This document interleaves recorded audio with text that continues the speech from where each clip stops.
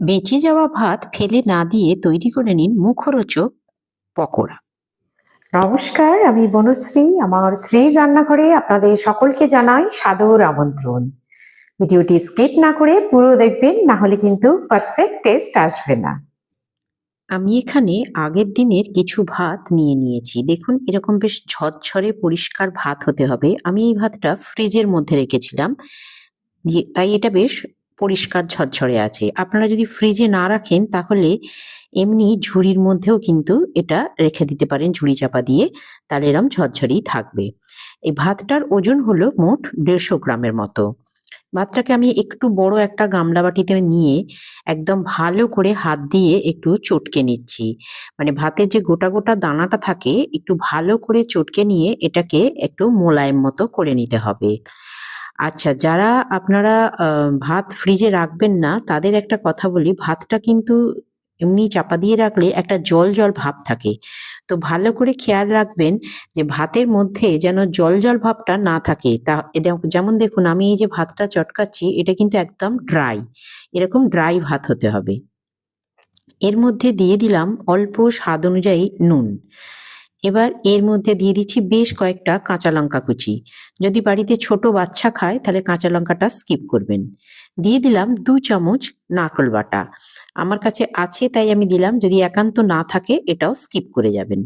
দিলাম 1 চুটকি আদা বাটা, হাফ চামচ ধনেপাতা বাটা, আর 1 চামচ আমচুর পাউডার, 1 চুটকি বিট নুন, এটা দিলাম শুধুমাত্র স্বাদের জন্য, আর 1/4 চামচ গোলমরিচের গুঁড়ো। আর এবারে আমি এখানে দিয়ে দিচ্ছি 6 চামচ বেসন। বেসনটা দিচ্ছি বাইন্ডিং এর জন্য। ভাতের মধ্যে একটা ফলফলে ভাব থাকে, তো সেই জন্য বাইন্ডিং এর জন্য আমি এখানে মোট 6 চামচ বেসন দিলাম।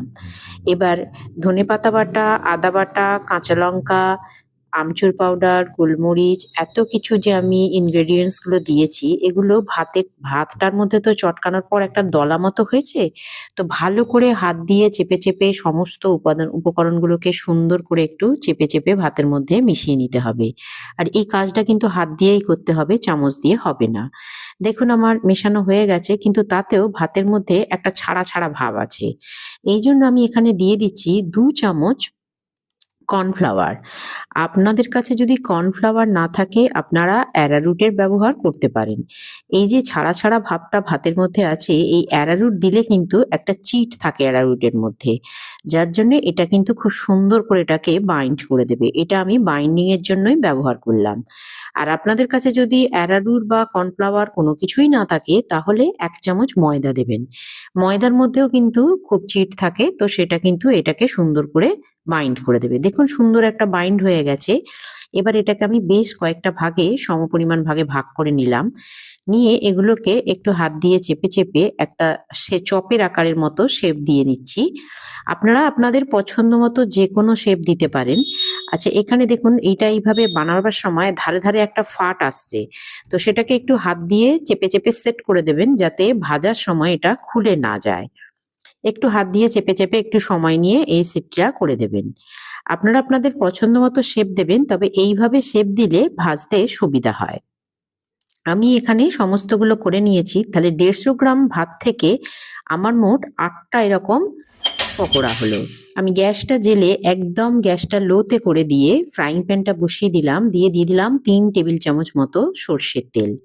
আমি এখানে স্যালো ফ্রাই করছি, আপনারা চাইলে ডিপ ফ্রাইও করতে পারেন, তখন বলের মতো আকার দিয়ে নেবেন। ছোট ছোট বলের মতো আকার দিয়ে ডিপ ফ্রাই করবেন। কিন্তু ডিপ ফ্রাইটা যেহেতু আপনারা জানেন আমি সাধারণত এড়িয়ে চলি, খুব কমই ডিপ ফ্রাই করি, তাই আমি এরকম একদম অল্প তেলে স্যালো ফ্রাই করে নিচ্ছি। এতেও কিন্তু স্বাদের কোনো হেরফের হবে না, খেতে অসম্ভব ভালো হবে। একটু মাঝে মাঝে এরকম ফাঁক ফাঁক দিয়ে নেবেন, না হলে কিন্তু জড়িয়ে যেতে পারে।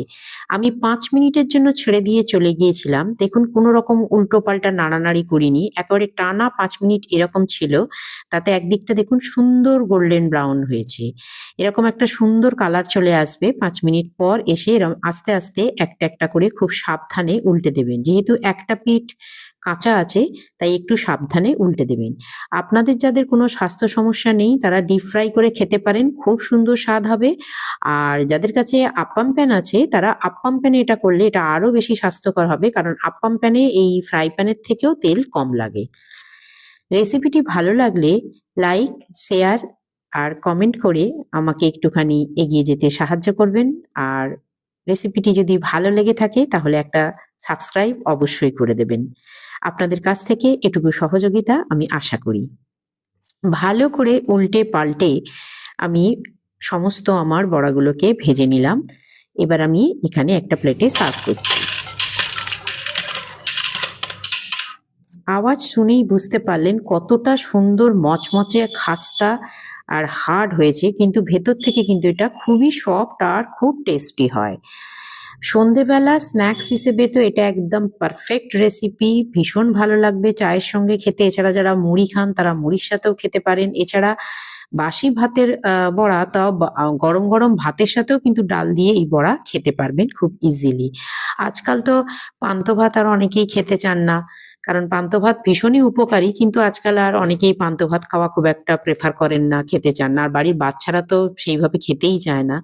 তো বেঁচে যাওয়া ভাতকে ফেলে না দিয়ে এভাবে খুব সুন্দর করে মুখরোচক এরকম একটা বড়া বানিয়ে নিলে কিন্তু সেটা খুব সুন্দরভাবে বাড়ির প্রত্যেকে খেয়ে নেবে, বড় থেকে ছোট। কারণ এটা কিন্তু একদম গরম গরম দিলে একদম নতুন একটা পদ, তো প্রত্যেকেই বুঝতেই পারবে না বলে না দিলে এটা বাসি ভাত দিয়ে করা।